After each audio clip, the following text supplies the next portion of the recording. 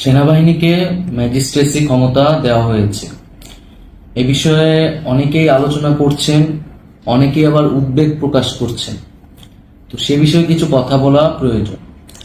যে সেনাবাহিনীকে কেন সরকার ম্যাজিস্ট্রেসি ক্ষমতা দিল? স্বাভাবিকভাবেই আইন শৃঙ্খলার পরিবেশ ফিরিয়ে আনা, সেটাকে সম্পূর্ণভাবে নিশ্চিত করা এবং জননিরাপত্তা নিশ্চিত করার জন্যই সেনাবাহিনীকে ম্যাজিস্ট্রেসি ক্ষমতা দেওয়া হয়েছে।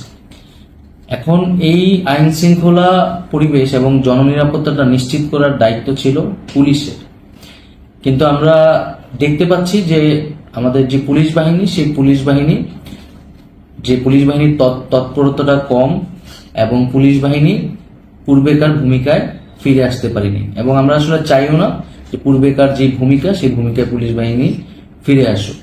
কারণ আমরা দেখেছি এই পুলিশ বাহিনীকেই গত 16 বছর ধরে যে বিগত ফ্যাসিস্ট রেজিম কিভাবে দলীয় কাজে, দলীয় স্বার্থে ব্যবহার করেছে, আন্দোলন দমনের জন্য ব্যবহার করেছে, হামলা মামলা গ্রেফতারের জন্য ব্যবহার করা হয়েছে। এখন 16 বছর ধরে যখন একটা বাহিনীকে এই ধরনের রাজনৈতিক কাজে ব্যবহার করা হয় এবং একেবারে একটা দলীয় বাহিনীতে পরিণত করা হয়, এবং এই যে এই অভ্যুত্থানে আমরা দেখেছি যে পুলিশ বাহিনীকে জনগণের বিপক্ষে দাঁড় করিয়ে দেওয়া হয়েছিল। ফলে স্বাভাবিকভাবেই এই পুলিশ বাহিনীকে আবার মনোবল নিয়ে আত্মবিশ্বাসের সহিত জনগণের পক্ষে কাজ করতে কিছুটা সময় লাগবে। এই অন্তর্বর্তীকালীন সরকার গঠনের 40 দিন হয়ে গেছে।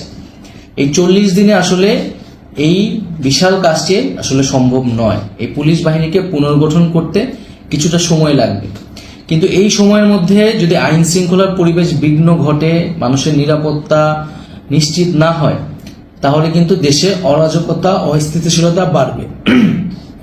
যেটা আমাদের একটা যে অভ্যুত্থান পরবর্তী পরিস্থিতি, যেখানে আমরা একটি নতুন স্বপ্ন দেখছি, নতুনভাবে বাংলাদেশকে গঠন করার চেষ্টা করছি, সেই চেষ্টা কিন্তু ব্যাহত হওয়ার সম্ভাবনা থাকে।